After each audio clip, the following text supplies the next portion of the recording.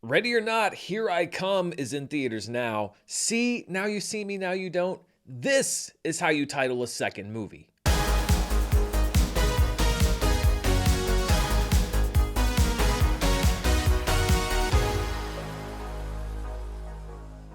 This video is brought to you by Factor. Go to factor.com/Murrell50off and use code Murrell50off for a special offer, and stay tuned after the video for more info. Hello everybody, I'm Dan Murrell here with my review of the second movie in the Ready or Not franchise, sometimes called Ready or Not 2, but I think officially titled Ready or Not, Here I Come. It is directed by Matt Bettinelli-Olpin and Tyler Gillette, better known as Radio Silence, who directed the 2019 original film as well as Abigail and Screams 5 and 6. Original writers Guy Busick and R. Christopher Murphy are also back, as is the original movie's star, Samara Weaving. Ready or Not 2 picks up exactly where the first film left off, with Weaving's Grace sitting drenched in the blood of her former husband and in-laws, the Ladomas family, who attempted to hunt her down as part of a satanic ritual. She has just enough time to reunite with her estranged sister Faith, played by Kathryn Newton, before both of them are dragged back into another life-or-death game, this time run by a cabal looking to fill the power vacuum left by the Ladomas family. The rules are the same: survive until dawn while being hunted by a group of the wealthiest people alive. The cabal includes Sarah Michelle Gellar and Sean Hattasey as siblings looking to maintain their family's hold on ultimate power. Nestor Carbonell is a questionably talented sharpshooter, the underrated Kevin Durand as the kind of psychopath that he plays so well, and Elijah Wood as the lawyer and overseer of the game. Horror filmmaker David Cronenberg also has a role as the father of Gellar and Hattasey's characters. I was a big fan of the original Ready or not just because it delivered me a victory in the movie Trivia Schmodown, but also because it was a fun, unpredictable ride anchored by a great central performance from Samara Weaving. As with a lot of sequels, horror or not, Ready or Not 2 basically just does the same thing again, and while it's still a lot of fun, I have to admit a little bit of the novelty is worn off. The new wrinkle in the movie is the presence of Kathryn Newton as Grace's sister, Faith. The first film established that Grace has no family, but this retcon is handled pretty well, and that small inconsistency becomes a central point of conflict between the sisters, who haven't seen each other in years.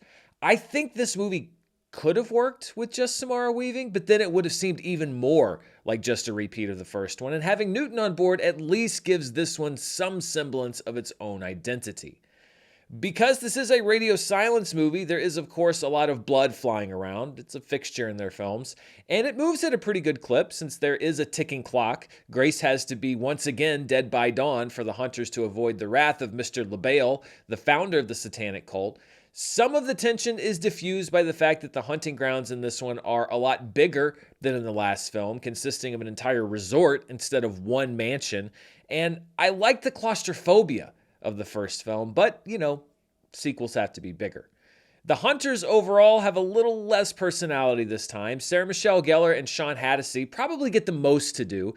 Gellar does a good job playing a version of the nasty girl we've seen her do in movies like Cruel Intentions, maybe a little bit more nuance. And Sean Hattasey plays a real psychopath, which will probably be a little jarring for those like me that have mostly seen him in The Pit recently, playing a very different kind of character. Samara Weaving once again anchors the film with a strong performance infused with even more weariness than the first movie, considering that her character is having her second terrible day in a row. Ready or Not 2 is a good-looking movie with cinematographer Brett Judkowitz returning. He's worked with not only Radio Silence, but also on movies like The Black Phone and multiple episodes in the 4th and 5th seasons of Stranger Things. One of the upsides of having a bigger hunting ground is that Judkowitz is able to play with a lot more settings, and I particularly love the style of one fight that takes place at an abandoned wedding reception.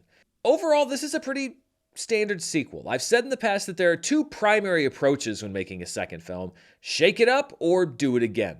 Ready or Not, Here I Come falls very squarely in the do it again category, and some of it does feel like a retread, but I think that there's just enough new with the framing device to make this movie not feel like a total repeat, and it is capped off by a satisfying finale. This movie is not quite as good as the first, and I enjoyed it similarly, not quite as much as the first, but it is still an enjoyable time. However, I'm not sure how much gas is left or should be left in the tank of this franchise.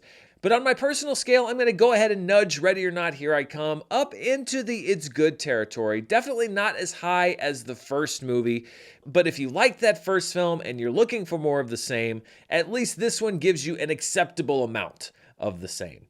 So those are my thoughts on Ready or Not, Here I Come. Before we go, I want to thank the sponsor for this review, Factor.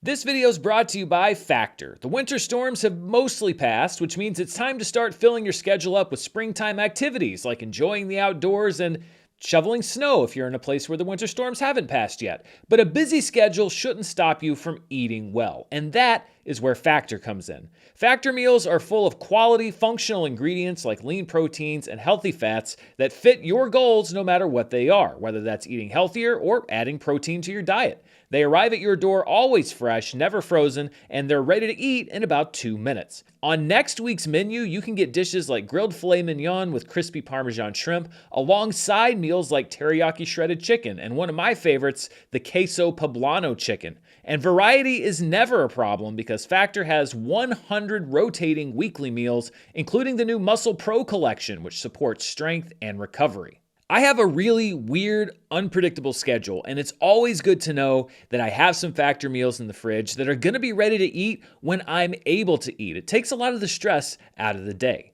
Head to factormeals.com/Murrell50off and use code Murrell50off to get 50% off and free breakfast for a year. Offer only valid for new Factor customers with code and qualifying auto-renewing subscription purchase. That's factormeals.com/Murrell50off with code Murrell50off. Make healthier eating easy with Factor.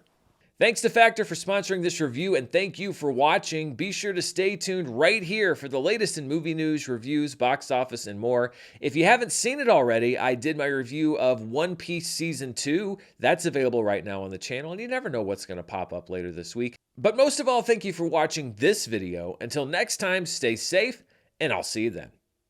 Bye.